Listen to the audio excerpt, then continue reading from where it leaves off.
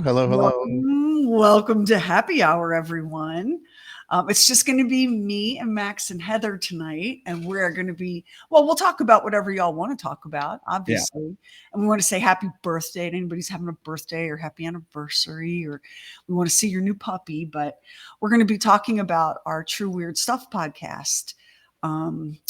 And not just about the podcast, because like that would be tedious, well, it's a podcast about things that are weird. We want to talk about weird stuff and weird stories, and we'll dive into what this week's episode is about. This is a project that all of us here work on, like everybody except for Bob and Lamar work on here, contribute to True Weird Stuff in one way or another, but it's really mine and Max's baby, because we're just creepy to a degree that's uncomfortable at parties, and we needed an outlet. Am I right, Max? Yeah, I mean, nobody else can stand us.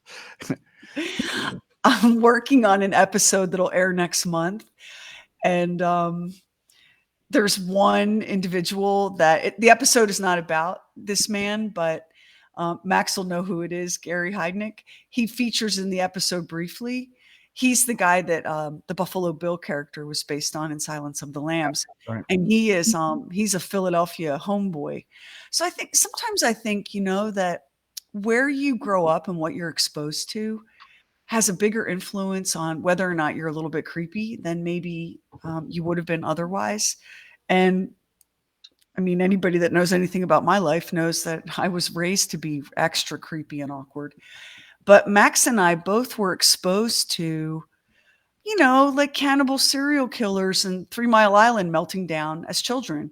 And that does tend to shape your worldview, does it not? Yeah, it does. And as a child, I mean, and I've told the story on the air. I was fascinated with all kinds of really bizarre things, and my parents didn't care. I was going to the library and getting books and reading them. They were so excited about that. I don't think they really cared what the subject matter was. And so I'm getting books about the Manson murders and serial killers. And when I was in school, we read In Cold Blood, which is about the Clutter murder out in Kansas at the Truman Capote Road. And I was enthralled with it. And so all things bizarre and true crime, I really got excited about. And that's the thing that I love about true crime. It's about True Weird. It's about all kinds of different things, including some true crime. Yeah. Like we didn't want to lock into, and let me answer this question, Cheryl. No, this is not the Arizona Sun Devils. This is Devil's Tower, Wyoming. Bless you. This is Devil's Tower, Wyoming. But so when I was thinking about this show and talking to Max about it, I was like, everybody knows how much I love the aliens and the, interdimensional stuff, but I didn't want to be locked into just that, because like I also love ghosts and true crime and weird historical things. Like, I've had a lifelong fascination with the Salem witch trials. We have an early episode called Bite Me that takes you all the way back to the Salem witch trials, which was the first time bite mark evidence was ever submitted and accepted in a courtroom. And bite mark evidence is sketchy and non-scientific at best. And that's just not me saying that. That's not Max saying that. We put a lot of work into these episodes. They're heavily researched. A lot of research that Sheri does. Heavily researched. Episodes. Yeah. And so, bite mark evidence is BS. I'd hate to see any one of you sent up the river for it. So, what we do is we kind of just follow our creepy enthusiasms and see where they lead us. And, hey, Milledgeville, how you doing there? Allison Adams in Georgia, and Pat Bark, Lori Herrick. She said, it's been a busy summer. It's nice to be here. Yeah. Let's see, Joe Woodson in Versailles, Kentucky. Yay, glad to have you here. And Susan Duffy had rotator cuff surgery this morning. And you're awake and on happy hour. Round of applause. I'm not sure what rotator cuff surgery is. It sounds like something they do to football players. Yeah. But it's big time, right? Mm-hmm. Yep. Yeah, it is. But it's outpatient now. Everything's outpatient now. Somebody put bite mark evidence helped convict Ted Bundy. Yeah, I don't think Ted was innocent though. So here's it did okay. So in that episode, if you want to listen to it of True Weird Stuff called Bite Me, yes, bite mark evidence did help convict Ted Bundy. Other things were there too, but bite mark evidence was a part of it. The dentist that testified in the Bundy case and helped get that conviction with bite mark evidence became a celebrity expert witness in bite mark evidence. See, the problem with bite mark evidence, you guys, is not your teeth. It's human skin. Human skin is a very, very unreliable recording medium. And so while your bite is distinctive and we can identify you by it and forensic odontology is a thing, the truth is I can bite Heather and I can bite Max. I can bite them one right after the other. And I promise you that the way that their body, their skin, their metabolism reacts to that bite is going to be radically different. And so the Innocence Project, which is a nonprofit devoted to remedying wrongful convictions, innocent people sometimes sent to prison for life, the Innocence Project has poured a ton of work into the quasi science of bite mark evidence. And it's just fascinating. It's fascinating. You know, we're babies as human beings. We're babies as a country. And it's just fascinating to see. It's like a game of telephone, how we get an idea into our head about something and we run with it. And we send people to jail for it. Mm. Sometimes they need to be in prison, Ted Bundy, and sometimes it's an innocent person. So, yeah, very interesting stuff. What did you make of that, Max? Because I know that you weren't a bite mark Looney Tune like I was. No, I mean, it was fascinating because I never knew that the different the same set of teeth would leave different marks depending on the person. The other thing that hair fiber evidence has become pretty unreliable as time Yeah. has gone on. They've realized, and so DNA really has really taken the forefront on forensics and fingerprints, of course, that sort of thing. Let me answer Cheryl's question. Did this topic come about after Bob became unavailable, or did he opt out once he heard the topic? Oh, that's my cat trying to be a part of happy hour, Jessica. No, Heather is rotating happy hours because to give everybody a little bit of a break. I mean, I'm here almost every time unless I'm traveling or have a meeting or I'm hosting a nonprofit event or whatever. But, you know, other people need to have lives, you know. People always say, "Where's Doc?" He just worked 15 hours on the show. He doesn't need to be here tonight, although he will be. We'll rotate Doc back in through. Um, and no, Bob does not enjoy this subject matter It's at not all. at all. Somebody asked me, "Why did you exclude Bob from True Weird Stuff?" Out of friendship. He has He no hates interest. it. He has no interest in it at all. No interest at all. So here we go. Angela Williams said, I grew up with my grandmother using Viola Hyatt to keep me near the house. She killed, whoa, whoa, whoa, stay still. She's killed 2 men and chopped them up in the late 50s, out of jail by the early 70s. She struck fear into the children in North Alabama. Wow. Did she use an axe? Because I'm working on one of the things I want to work on is the old cliche of the axe murder, but it turns out there are quite a bit of them out there. Maybe I'll put her in there and dedicate that Are you one. are you trying to find murder by every tool in the toolkit? Because we had hammer last week. Yeah. We're working on axe. Let's talk about the episode that's out right now, and then we'll tell you what we have coming this week. But the episode we have out right now is called Hammer Time, and it's the true story of Clara Phillips, who got married when she was 15 years old to a 23-year-old dude. They lived in Houston, Texas, and she had dreams of being in the movie business, which was just starting, like not even talkie movies, right? It was silent movies and, you know, newsreel kind of things. Hollywood was barely a daydream then, and the oil business was exploding in California.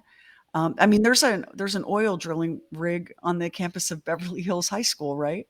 So her husband thought he was a salesman. He thought he could sell oil stocks. So they go to California and she becomes convinced that he's having an affair.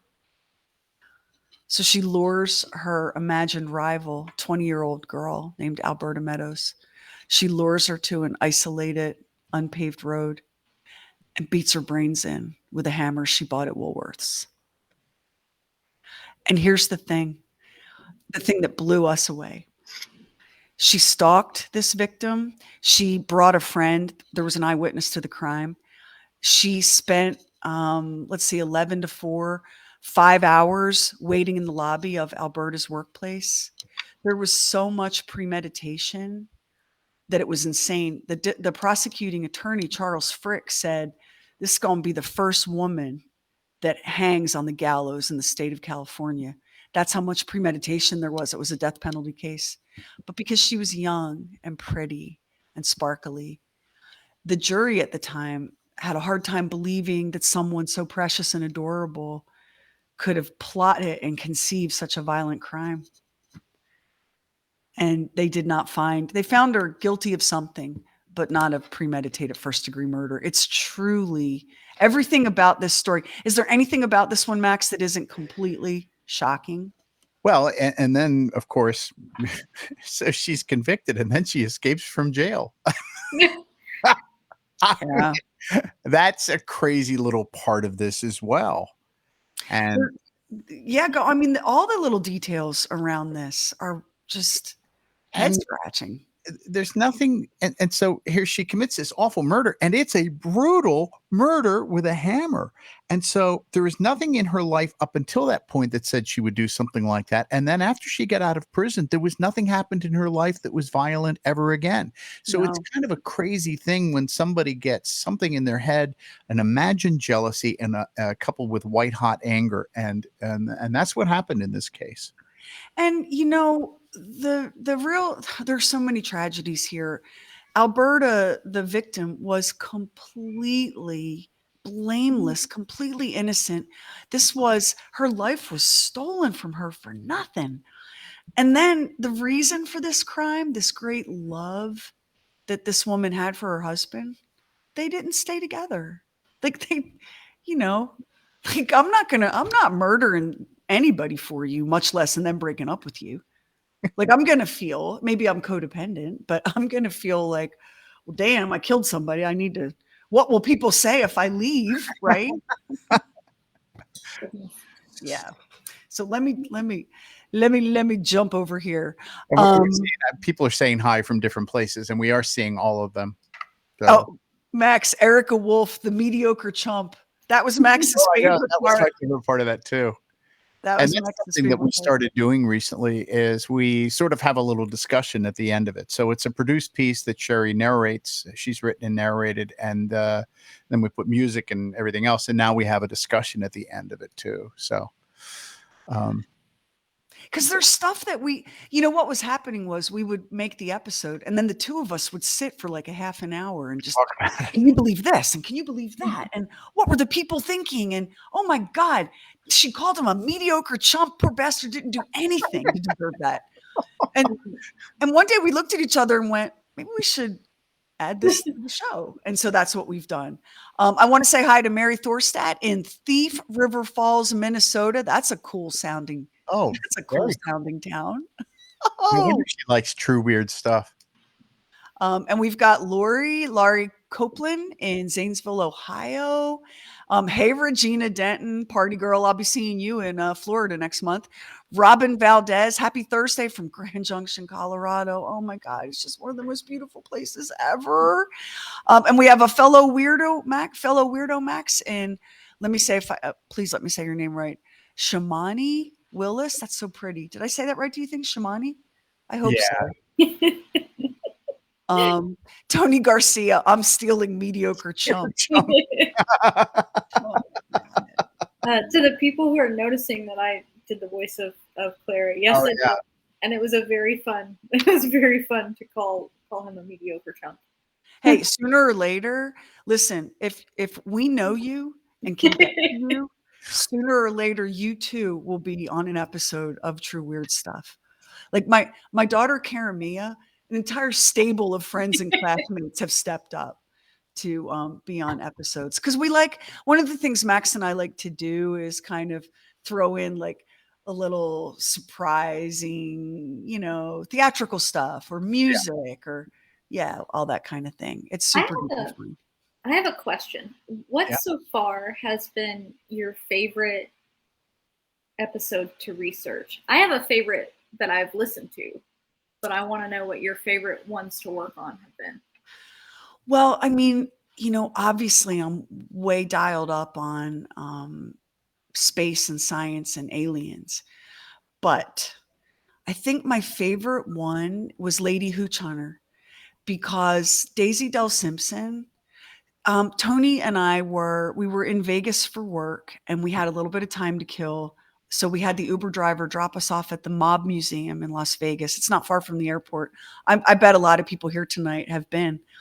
And it's a really cool museum, especially if you love gangsters and gangster movies and that sort of stuff. And we're making our way through the museum, and there's a tiny picture and a woman's name and her date of birth and death. And it said Daisy Simpson was one of a handful of female prohibition agents, and she was responsible for one of the biggest wine busts in the Napa Valley. And that was it. And I was like, how have I never heard of this woman? And she's very, very beautiful. And there was something about the photo, Heather, kind of stayed with me.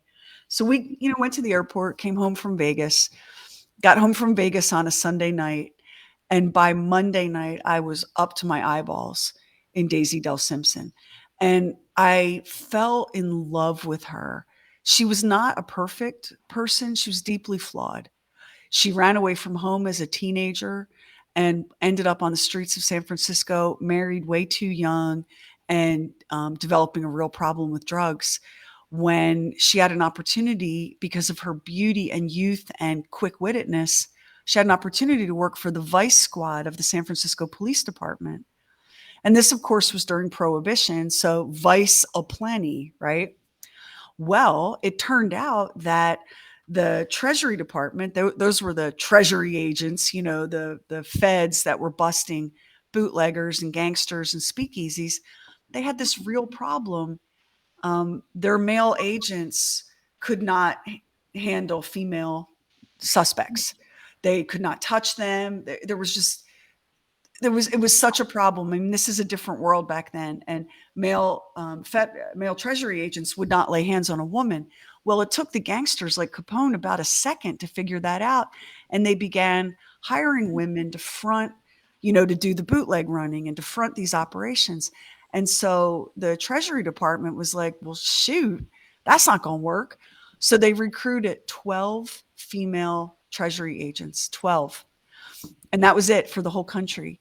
And Daisy Dell Simpson was one of them. And it turns out she was just born for the job. She was born to be a cop, but she didn't have any formal cop training. So like a lot of Treasury agents back in the day, they played a little fast and loose with rules that weren't even rules yet. And long story short, a lot of things happened to Daisy. She was known as the woman of 1,000 disguises and the two-gun woman because she had 2 6-shooters on her hip, and the lady hooch hunter. And she captured America's imagination and was a superstar in the tabloid press during Prohibition. But then at the peak, when she's clean from her drug problems, she's making arrests, she's just living. Some bureaucrat in Washington decides we can't really have women Treasury agents, and signed a piece of paper and unwound Daisy's career, which left her adrift. And I would love for you to listen to the episode Listen to it. because it's this incredible story of this amazing woman whose name you should know. We should all know. And it's a great American story. I mean, it is a swashbuckling, badass, take no prisoners, don't you tell me what to do, classic American story with a very bittersweet ending. So that I think was one of my favorites. How about you, Max? Which was one you enjoyed doing? I enjoyed the one called "Is There Anybody Out There?" That was one of my favorites, and I enjoyed I enjoyed the one about the incels because I got to actually read one of these manifestos from the incel in it.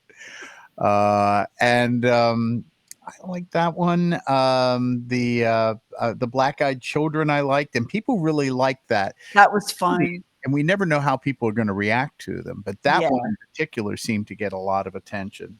That one was fun. Tammy Johnson, Daisy's episode is called Lady Hooch Hunter. Yeah. Lady Hooch Hunter.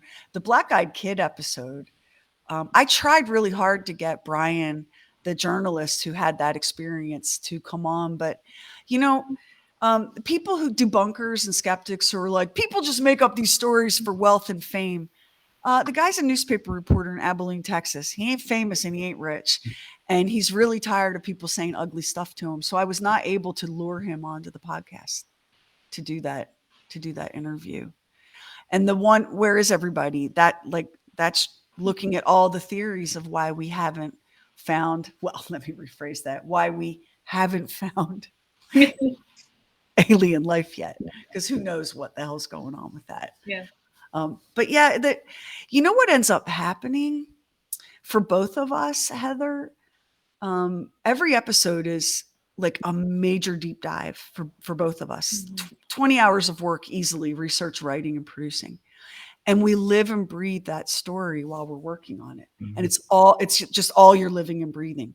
When we're doing one about, like we did one last week about, is the moon a hollow alien base? Oh yeah. The two of us were just like mooniacs for 10 days.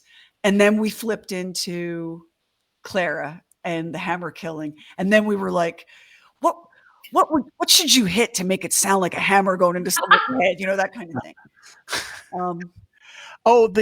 Another one was the Bloody Benders. That was a fun one about the people that were the family that were serial killers out in the Old West. I enjoyed that one, and that was fun to write. Yeah, there was a lot of fun stuff in that one as well.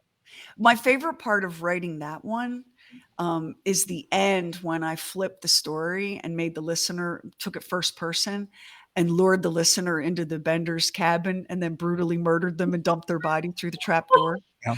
So Tony and his wife, Donna, Tony, Garcia, who we work with, Tony and his wife, Donna, were driving in the car, a little afternoon drive together. And Tony's like, let's listen to this episode of the True Weird Stuff. And they're driving along and they hit that point, and Tony goes, geez, you could have warned me. Because Sheri goes into a description and then I play the sound effects of cracking skulls and bodies falling and everything else. And so, it's pretty dramatic. One thing I have to say, as a weirdo and a creepy girl, and apparently someone who's awkward at parties,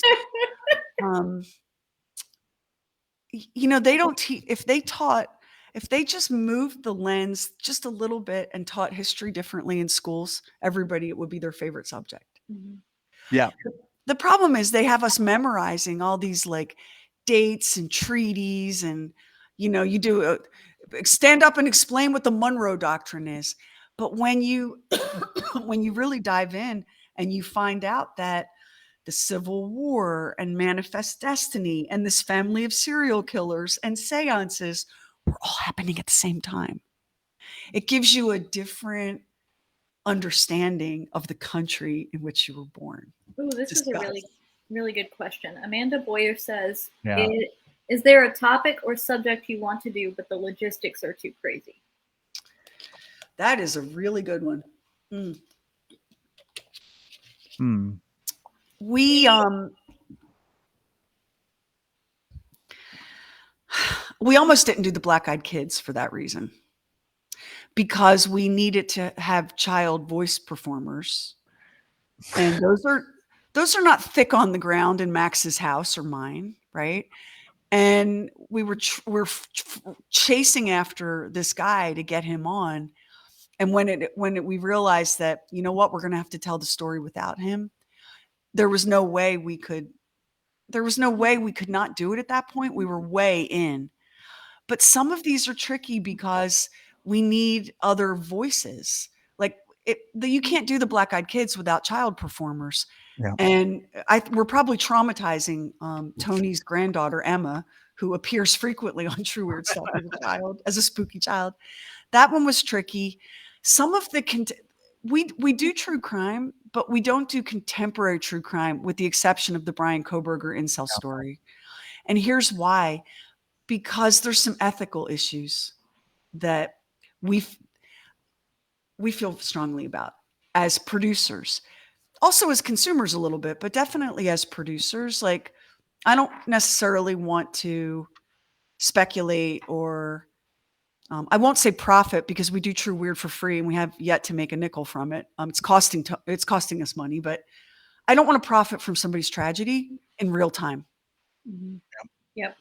So we did a phenomenal story. I'm not saying we did a phenomenal job with it, but it's a phenomenal story of this man who died in Australia, and his family, his wife and children in Australia, had no idea that when he was 16 years old, he murdered both of his parents, went to prison, escaped from prison, got out of the country, and started a whole new life in Australia. Pretty much everyone's gone. Yeah. Telling that story. You know, we're not He killed him looking because around they wouldn't let him use the car, and that's why he killed him. That is a fascinating story. I see Julie Brown says everything's weird here in Alaska. Just ask Bigfoot; he will tell you. Yeah. We have a Bigfoot episode, and we have a guy who was not seeking out. He is not somebody who does interviews about this. It's just Sheri happened upon this woman whose husband, and she said, yeah, he's gotten and had this experiences. And so we ended up having him on there. And then we did other stories about this business with Bigfoot. And I was kind of like, well, I don't know about Bigfoot. But after all of that, I really became a believer that there really is something to that. He was very compelling. Yeah. And that was the first time he'd ever spoken publicly about his experience, which he was a child in Noxie, Oklahoma, when that legendary Bigfoot episode happened in the 70s, where, you know, there were witnesses and animals killed, and it was terrible. He was 12 years old, and it changed his life, and he became fascinated. He's an outdoorsman. He's an Air Force veteran with top secret security clearance. Oh, yeah. He's the furthest thing from I'm a kook. This No, guy's not a kook. he's not a kook. There's no question. Linda Nick Barr says, how do you research the different historical stories for the True Weird Stuff podcast? Like the Green Kids or Pearl Hart? Well, you know, we talk about this a little bit in our post episode conversation about how many inaccuracies there are. One person gets a date wrong or a story wrong, and then other people read it on their website and they pick it up. So we try to get what are called primary sources. Like for Daisy Dell Simpson, the lady hooch hunter, she was a federal employee. So her paperwork and photos and everything are in the federal archives, and that's public data. You can get that. Explain what a primary source is, because some people might not know. Oh, like you want to go to, like, before I tell you so-and-so was born at such and such a time, I try to look at a birth certificate. If I'm going to tell you where that person is buried, I'm literally going to find their grave and look at it. And then I subscribe to, I pay for access. There's some databases and things that you can pay to get into. Maybe you've heard of like Nexus, or, you know, there are things that lawyers use. Well, there's a database that I have access to that I pay for that gives me digitized newspapers that go back a couple hundred years from all over the world. Now, not every newspaper participates. So like the Philadelphia Bulletin isn't in there. And I had to do a separate pay subscription to get into what's called the New York Times machine for the New York Times. But you can get into that, and you'd be surprised if you dig and dig and dig. If you can find one accurate name, one accurate birthplace, you'd be surprised what's waiting for you out there. But you have to be like, I hope you loved writing term papers in school. Yeah, this isn't as easy as going to Wikipedia. Now, the Green Kids of Woolpit. So that's a folk tale, but with historical evidence to back it up. And an example of a primary source for the Green Kids of Woolpit, one of the aristocrats, the nobility, sir, sir this and lord that, who actually took one of the green children into his home, wrote about it. So those are his actual recollections. That's primary source. But you can't always find that, like for the Black Eyed Kids story, the journalist, Brian, he's the primary source for his story. But there are a gazillion other of them floating around on Reddit and the internet. And you just never know. So we try really, really hard. This is something that we do every episode.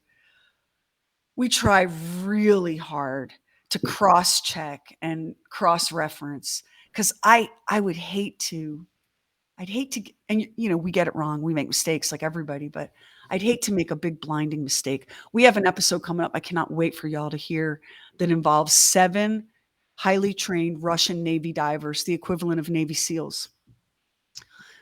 There's no, I'm not a good enough hacker to get access to real Russian military records. So that's an example of where it's kind of tricky.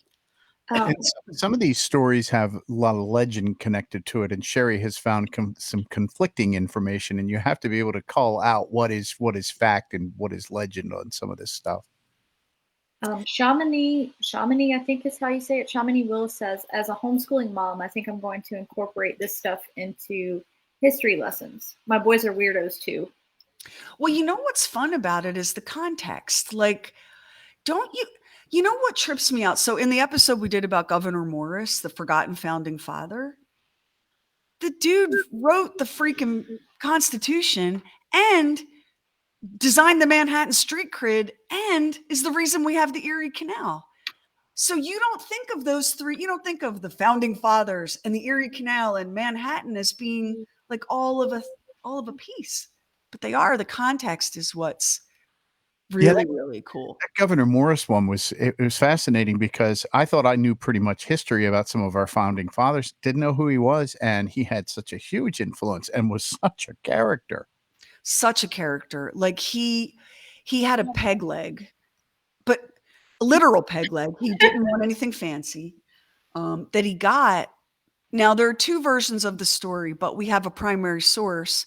Another great founding father and patriot named John Jay wrote a letter to Governor Morris about the loss of his leg.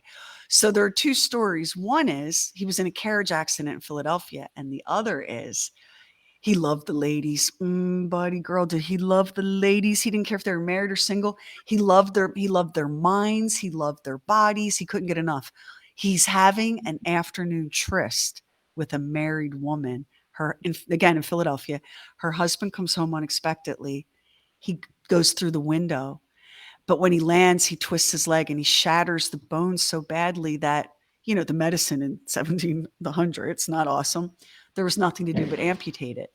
So if you do a casual Google on Governor Morris, here's what you'll find.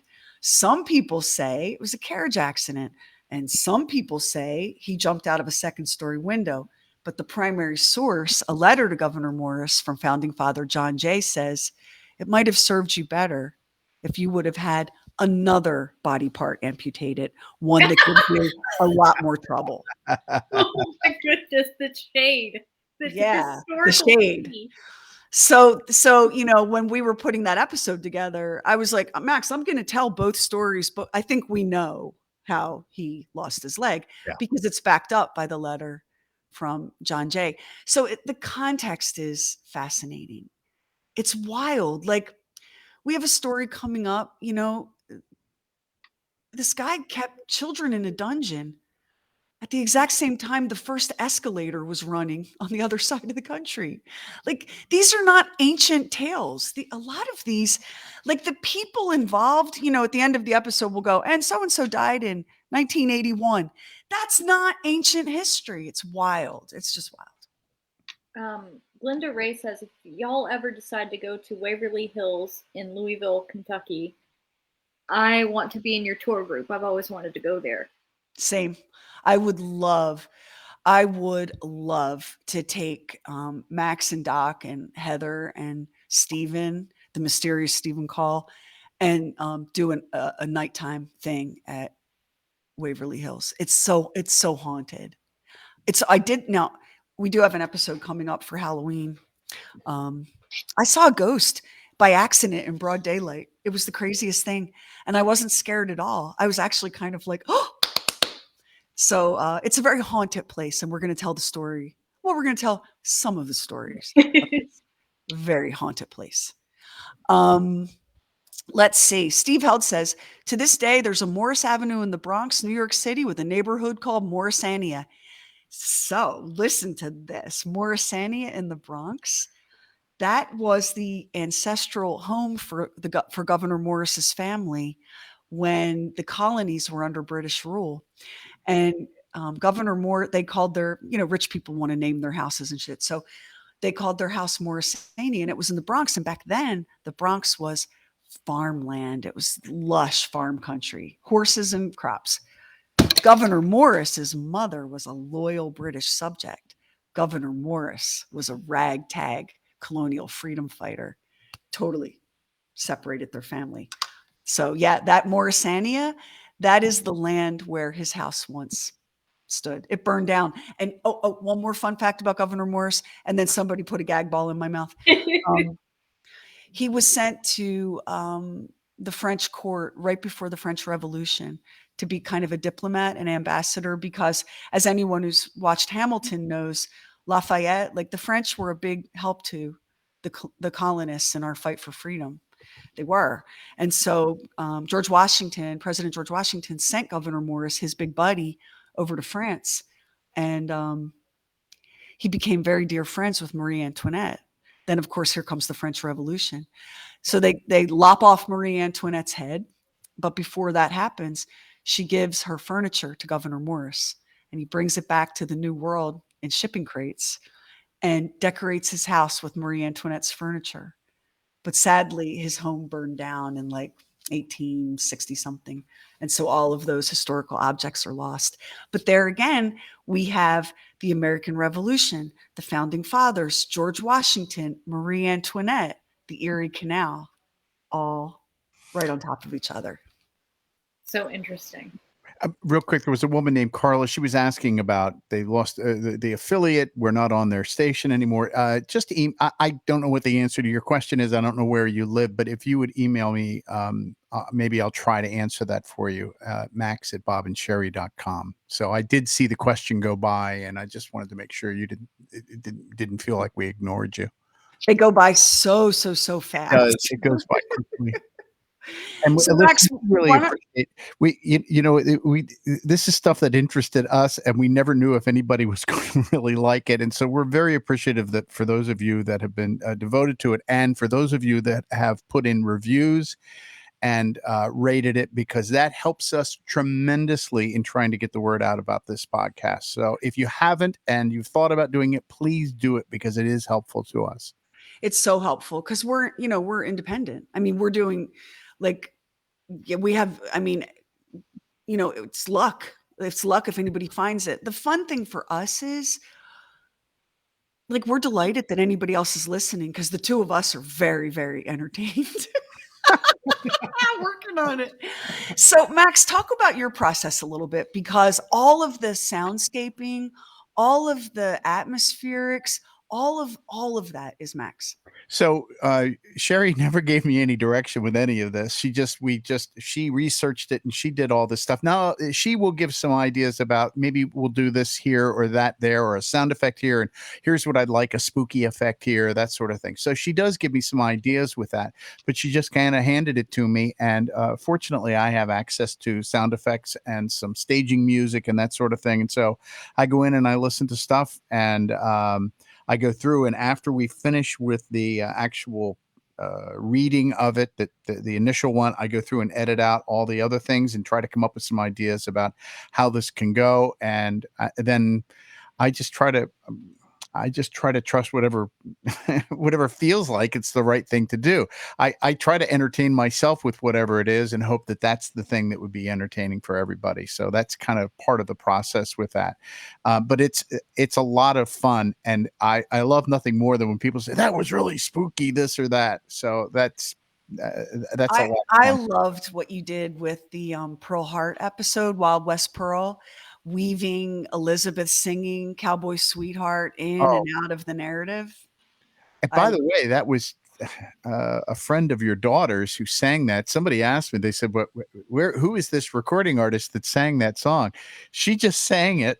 She sang it from Sherry's house, and I recorded it here, and I put a little reverb on it, and it sounded really good. I mean, she's amazing. She's an environmental science major, right?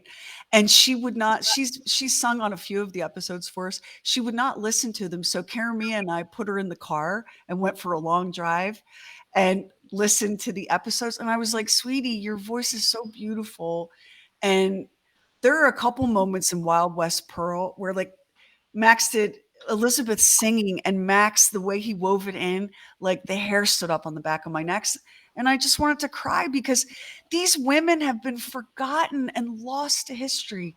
And I just want to pull them out of that dusty box where no one knows their name and sit them in front of you and go, look at her. She's badass. And that one really, that might be my favorite episode that we've listened to, Max. but I think this is one of the most fun things that I've ever worked on ever, as far as just the nature of what it is that we're trying to do. Because it's, I feel like any experiences I've had up to this time kind of led me to doing this. So theater and all this other stuff. So Yeah. it's great fun to do. But It's a passion project. it When is it's I a have a lot lot of for people all because of I travel around and I do all sorts of industry stuff, and I have a lot of people say to me, "What I want to do a podcast. What should I do a podcast about?" You should do a podcast about the thing that you can't stop thinking and talking about. That when people see you come and they're like, "Oh my god, if she has a murder or an alien story, I'm running to my car." That's what you should do your podcast about yeah. because it is so much work. Yeah. It's not It's we don't just turn the mic on and bullshit.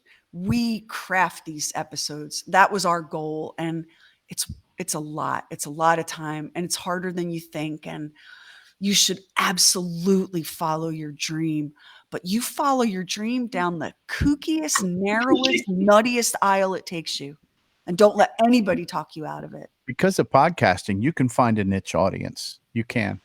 Yeah, I do want to say, one of some of the episodes came from listeners saying, "Hey, you should do an episode about." And then we kind of dive into it and we're like, "Yeah, you know what? That would be a really good episode." So if you have a suggestion or if something has happened to you and you would like to be a part of this and have your story told and tell your story, reach out hello@bobandsheri.com. You can just go to our website and hit contact. Um, I do have a gentleman who's had a pretty intense near-death experience that I'm working on putting an episode together. That is, I am fascinated with that. I really am. Near-death I am too. experiences are so interesting to me. Just how they vary so wildly from one person to the next and what they see and feel, but there's always something sort of similar. There are some universals, and that's across cultures around the world, and it's durable over time. Like people reporting near-death experiences 100 years ago describe many of the same phenomena, which makes you wonder, and I will say the episode we did with James Van Prague, Talking to Heaven, Max and I both really enjoyed that one a lot because like we want there to be heaven. Like, we Yeah. And there's the book from the guy who was he was a neurologist, I think. Oh, it's called Proof of Heaven. I can't remember his name. yeah. We had him on the regular show, Yeah, remember? yeah. And that is a fascinating book because he was a guy that had, I think it was spinal meningitis, and he was not a person that believed in anything in particular, and came back from that and went, I got to talk to you about this. Yeah. There's a little bit more than what you might think. So that's kind of One of the things that I'm currently really, really into, obviously I'm way into the whole UAP, NHI, UFO, like whatever you got, I'm your girl. but I'm really into this idea that human beings are containers for souls, which that's popping all over the UFO world right now. But I went to Catholic school where I was taught that I was the container for a soul. So it's one of those ideas that just change the wording, and you can trace it across all world religions and many, many, many belief systems. And so, isn't it kind of fascinating to think about what that could mean? I think that I think that there's a lot positive about it. I really do. And I do believe that there is something more than just, you know, our existence with this. And I'm not saying that just because I want that to be true. I mean, I really do believe that. I'm always I should probably do an episode on this. People of great religious faith who push so hard against near death experiences and reincarnation. Dude, if you believe in an immortal soul, then you should be cool with people going into the light and coming back, right? You Yeah. should be, maybe you don't love the idea of reincarnation, but if there's an immortal soul that lives many lifetimes as it perfects itself toward rejoining the creator, the eternal flame, to quote the freaking Bangles, um, then why the aggressive pushback? Can we just talk about it? Can we look at all the ways that these stories line up? Just interesting. I think it scares some people, so they can't even have a conversation about it. Well, the thing about it is none of us are going to get out of this alive. This is, there's an expiration date for all of us, but that's not a negative. That's just a statement of fact. But I keep on seeing things where I keep on thinking, there really is something more here. Not just being told that, but people who have had the experience of it, and vivid experience of it, and I just believe that there is something more to this, and it's as James Van Prague said, I'm not looking to die anytime soon. He said, but there's something that's kind of exciting about that. I mean, there is. Do you sometimes, sometimes you'll be sitting and you'll have a flash and you'll go, did I see that in a movie? Am I remembering that? Is that something that happened years ago and I've forgotten it? Or is that coming from some other place, right? Like what life is short and hard and a mystery. Like, what is the harm in asking the questions and looking at the possibilities? You're not going to burst into flames, for crying out loud. And the other thing is, and there have been various stories that have shown this too. We don't know if we go through this more than once. Now, I know some people will be very upset when I say that, but we don't know if we go through this process more than just once because I mean, my feeling is that this is not my first time through, and I have such a fascination with men's fashions, cars, fedoras, everything else from the 1930s. I'm just fascinated. So I believe that there is a possibility that this is not my first time through. It's funny that you say that, Max, because when we have an episode that is in that time period, I feel like there's an extra something. Yeah. There's there's something different about the episodes that take place in that time period. Lady Hoochheimer, this one, Hammer Time, the Clara Phillips murder. It's like you have an instinctive sense for what it felt like and sounded like. Isn't that interesting to think about? Yeah. Well, if I did have a past life, let me tell you what, I spent the whole damn time cleaning the kitchen and cooking meals for people because that sure does feel like an eternity of familiarity for this girl right here. So in your past life, you were determining what everybody else was going to have for dinner because it was just being left up to you? For all eternity, I've been saying, well, what about chicken? So listen to what Kimberly says. Have any of you ever heard that dogs can see demons if you talk about the demons in a dog's presence? My brother said his dog reacted when he and a friend did this. Oh, that is interesting. I don't have a dog anymore. Max has two. Maybe you could do some demon stuff. Ooh, Heather, don't let me forget. I want to tell everybody this thing. Do we have Mojo or Cooper? Along those lines, Kimberly. I want y'all to do this. This is Hey, cool. Hey, handsome. Hey, Whoa. handsome boy. I believe that animals, I think dogs and cats can see stuff like that. I know there's a lot of older legends saying that cats could walk between the veil between the two worlds. They could come in and out of our like human world and into the spirit world, and they could go back and forth. So I always thought that cats for sure, dogs probably too. Honestly, there's a lot of mythology around dogs being the guards of the souls. Take all the metaphysics out of it, and I'm just straight up here to tell you that canine vision, feline vision, their hearing, they see wavelengths, like kinds of light that we don't. They hear frequencies we don't. They are perceiving things that we can't perceive. And we are so arrogant about our five senses. Like we just think if we can't, I'm from the show me state. If I can't see it or touch it, it isn't real. Oh my God, please. Your dog has more sophisticated vision and hearing than you do. So what I wanted to tell you all, and I haven't tried this yet, but this is circulating around, metaphysical UFO Twitter and non-human intelligence, blah, blah, blah.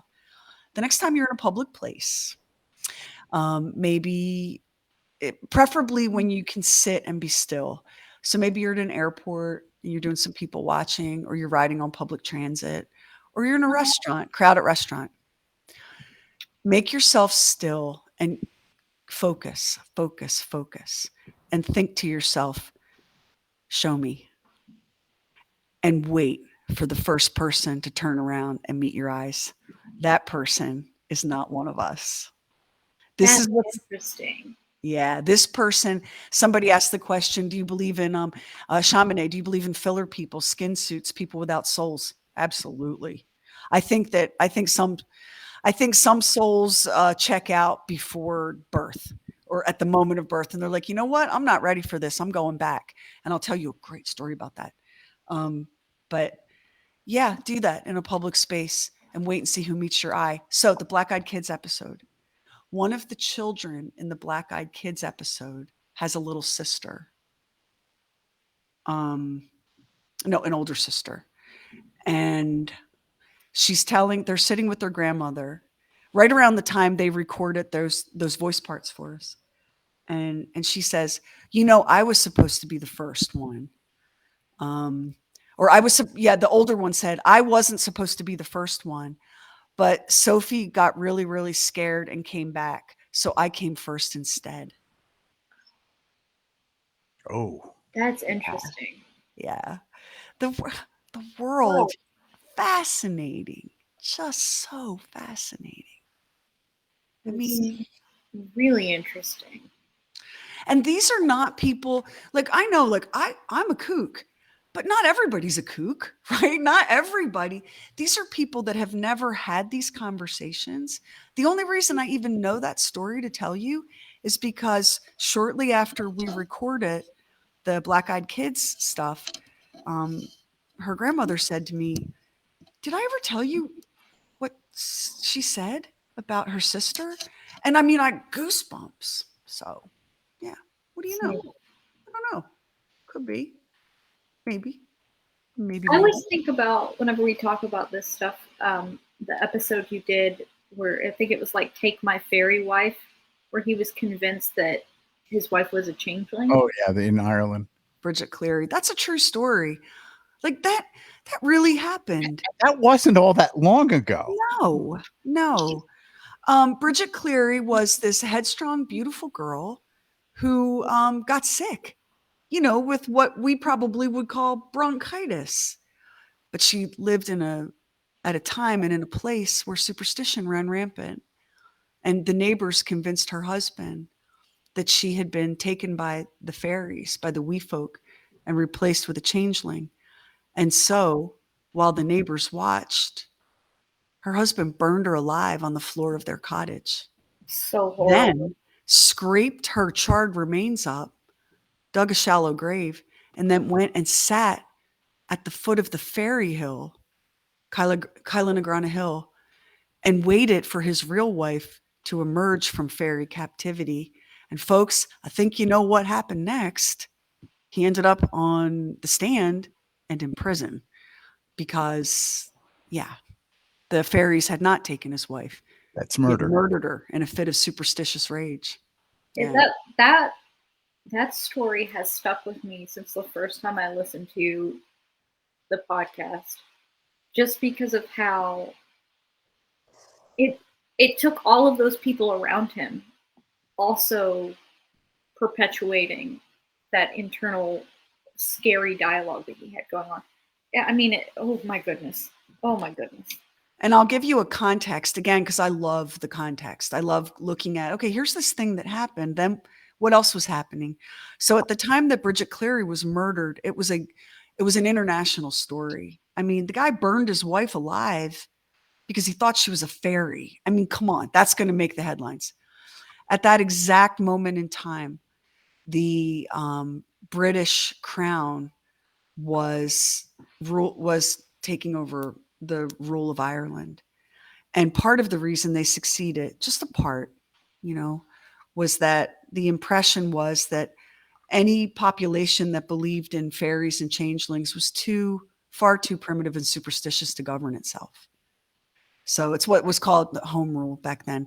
So you see how one incident in one home in one small village involving one married couple actually is part of a much bigger story that is part of history. Like, absolutely wild true story out of Ireland. Are there any true crime stories that felt supernatural, but the more you looked into them, it was just regular crime? We have an episode coming up on cannibal art, cannibal killers and cannibal artists. And every once in a while, you'll get a cannibal killer who's also a cannibal artist. And initially, when the first wave of reports hit the press, it was like, oh man, well, there's some devil stuff here. We got some demon business here. But then, what we have is a person who's very, very, very mentally ill and, violent. So there are other cases, though, Heather, where there's a supernatural component that they have not really been able to debunk. Interesting. And that's kind of intriguing because, again, it's just a question mark. You don't know. Mm-hmm. You can't say definitively. There, in the Bloody Benders episode, the family of serial killers on the Osage Trail during, Manifest Destiny, Kate, one of the murderers, was a spiritualist. She was a medium who talked to the dead. So there's that whole supernatural element to that. Was she for real? Was she a fraud? I don't know. But that supernatural, that spiritual component is part of that horrific murder case. So Max, what is a story that you would like to do that we haven't, or a topic, an area that we haven't covered yet? I like some of the old true crime stuff that you do. I really, I mean, anything like that. There hasn't been anything that I can think of off the top of my head where I go, this is one that I wish we would do. The thing that I love most about it is that the fact that it's so varied with the different kinds of stories. The stories about the moon, the stories about Bigfoot, the stories about with James Van Prague, where we were talking about being a medium for the dead, that sort of thing. So I can't think of any one story. I'm just fascinated with all the things that we've been done so far with this. Well, let me just say real quick, I'm not going to lie. Like, there is no greater joy for me than when I come to Max with something particularly gruesome. And we've got one coming up for you. You know the one I'm talking about, Max, the Dutchman. We've got one coming up for you. When I come to Max and I'm like, did you know about this? And he's like, no. That's like Christmas morning. So many of these odd stories I do happen to know just because I'm a weirdo. But every once in a while, I'll be like, Max, wait till you hear what happened at the guy's funeral. And it's just delicious. Heather, what were you going to say? I was going to say, I'd love to hear, I've been reading a lot of really old pirate stories and some interesting old pirate cursed lore. And so I'm so invested. There's a famous lady pirate Mhm. who was she and her pirate boyfriend were captured together, and she just thought the way he conducted himself, she was like, "You, sir, are." And she let him die. Like you want to talk about cold as ice. We need to do an episode about her. They had so many interests. It was like its own. They had pirate code. They had superstitions that they believed. It's like its own culture on these boats and at sea. It's so interesting to read about. Oh, Marilyn Rollings. I know we're out of time, but I have to tell Marilyn Rollings something that could change her life. Okay. Marilyn Rollings has night terrors. Usually we only see those in children, and they're usually gone by age 6, age 9. There is, and you can believe I am chasing these people down, and they're very hard to get a hold of. But there is a body of thought and some research that looks at the intersection of children with night terrors and children with past life memories, because maybe those night terrors aren't dreams at all. That is so interesting. And there, for anybody that's like, reincarnation is a bunch of crap, you might not be aware that at the University of Virginia, there is an entire program that has been collecting past life recollections for decades.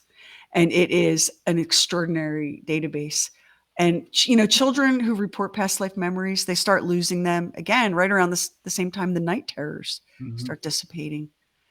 But night terrors aren't like that. If you have a child with night terrors, if you, like Marilyn, have night terrors, it's not the same as a bad dream. Sometimes these kids, their eyes are wide open, they're paralyzed, they're screaming, they're sweating, they lose control of their bodily functions, and they don't remember it happening the next day. I wouldn't wish it on any child or any parent. It's an ordeal. But maybe it's not a nightmare. Maybe it's something else. Oh, that's so scary. Really quick, Heather Lauder says you ought to do something on the Amityville house and see what new findings you can discover. I'm a big horror fan, and I always heard there's much truth attached to that house, but I'm skeptical as to how factual they may in fact be. Well, I mean, Ronald DeFeo. I mean, Max, this is when it comes to, there are certain areas where Max has a PhD, and these kinds of killers are in his wheelhouse. Yeah, Ronald DeFeo, and he just died 2 years ago, I think. He was the guy who committed those murders. But if you have seen the movie, and the movie was out, oh God, how long ago? I mean, a long time ago. Between that movie and the actual murders, there's very little in common other than the fact that it happened in Amityville. But beyond that, you know, I don't know whether he was possessed when he committed those murders. I don't know. I mean, but a lot of the stuff that's in that movie was, it was for entertainment. The movie, I mean, I recommend the book. If you want to know more about the Amityville horror, and maybe we will do an episode. Let me go revisit that, because when we do an episode on like a big established story, we try to find a side door, or like another way into it, rather than just treading the same ground. But Max is right. If you only know the Amityville horror as a movie, it's easy to roll your eyes and be skeptical. If you know the story from the people who lived it, you can still be skeptical, but you're really going to have a hard time getting to sleep at night. Yeah. The horror of what happened in real life is bad enough, really. Yeah. Beth Andrews Latino says my mother-in-law lived on the same street as the Amityville horror house.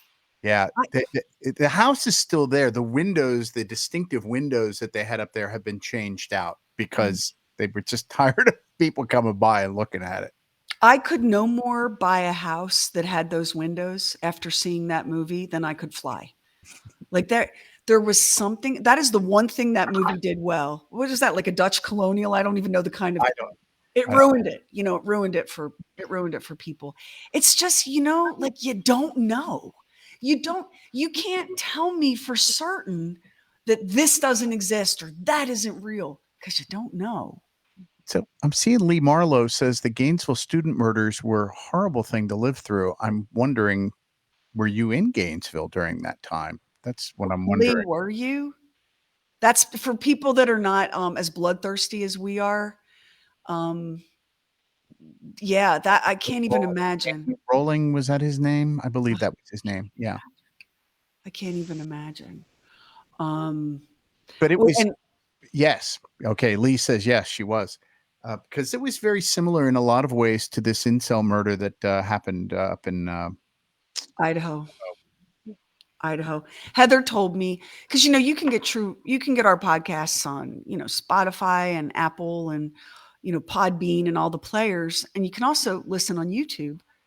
And Heather told me after we released the Brian Koberger incel episode, she was like, Heather is so polite and sweet. She's like, hey, if you'll do me a favor and never look at the comments on that episode, that would be great. And I was like, oh my God. And she said, no, trust me, but promise me. And so I promised, and I never have, and I never will. the incels came out of the woodwork. The incels. And for anyone that's with us tonight and that's going, what's an incel? That means involuntarily celibate. It's a dude who thinks that getting laid is a God-given resource and public utility, and he's salty that he's not getting it. I shouldn't even say it because now they're going to come here for me. Yep. Yeah. The incels are on here. Yeah. But you know what my grandma Blackhair would say? Mother Palm and her 5 daughters, son, stop acting like this. So sometimes the old ways are the best ways. So we're giving away some True Weird t-shirts and coasters and stuff. And every comment, Heather, counts as an entry. So this week, let me tell you what we have coming out on Friday. We have, hang on.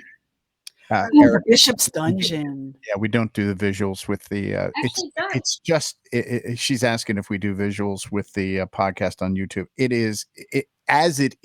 It's an exhaustive amount of work. Doc has created some visual. He has some. Yeah, Doc does some stuff. Yeah, but no. Do we roll video while we're making it? No.